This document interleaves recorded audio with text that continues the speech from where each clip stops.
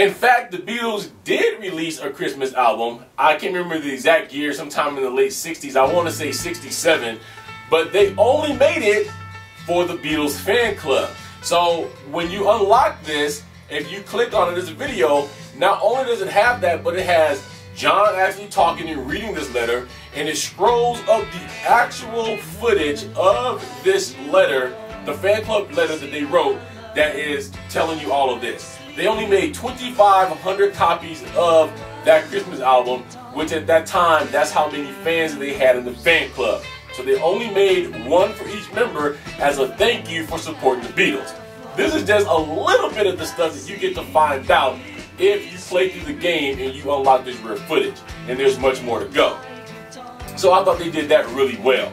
Let's hop into what you guys are most curious about. Okay, we know that the game is great. The replica instruments is great. I don't own any of them right now, but I've played on them at E3 and I've played on them at the store. They're awesome. They feel good. If you're gonna go spend some money on a guitar, I know they're $100 a piece, but I think that these guitars are gonna last you very long. I'm planning on getting one myself. I'm just waiting to see if a couple of distributors I work with can actually get them back and get them at a lower price than the 100. But if I can, I plan on buying at least the Gretsch. I love that guitar. Okay. Let's talk about the other features, though, that is in this game that I really feel that Harmonix needs to bring over to Rock Band 3. Now, I'm not going to ask you, Harmonix, to do the impossible right now like everybody else is and say, come on, man, give me a patch, put it in Rock Band 2. I'm more than happy to wait for this stuff to come at Rock Band 3, but I really think that Harmonix has done themselves a great injustice because they have shown that they know how to make an exceptional video game.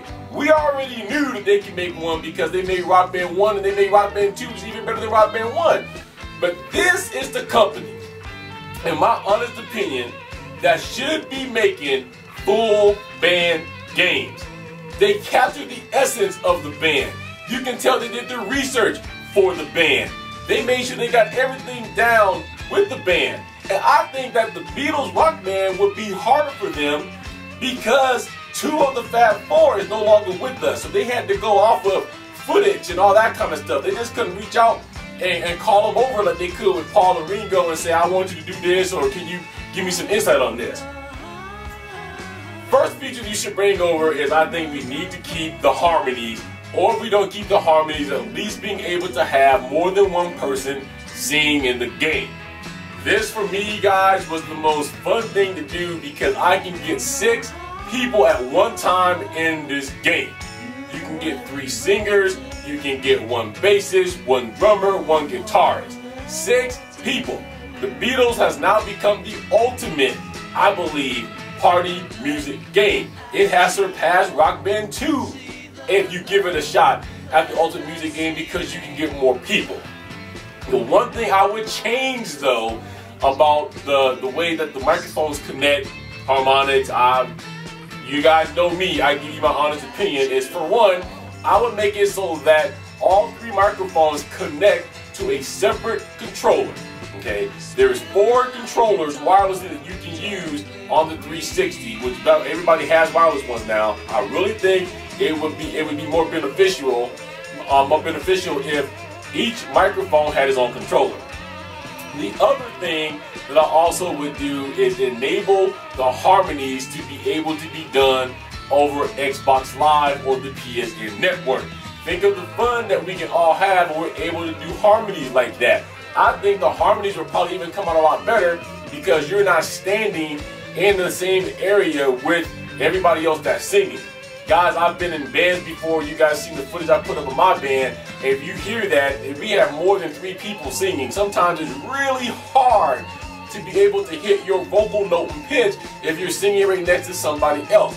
This is why you see a lot of singers do this all the time, or they wear things in their ears so that they can tune out everybody else and concentrate on what they're supposed to be singing. So, harmonies.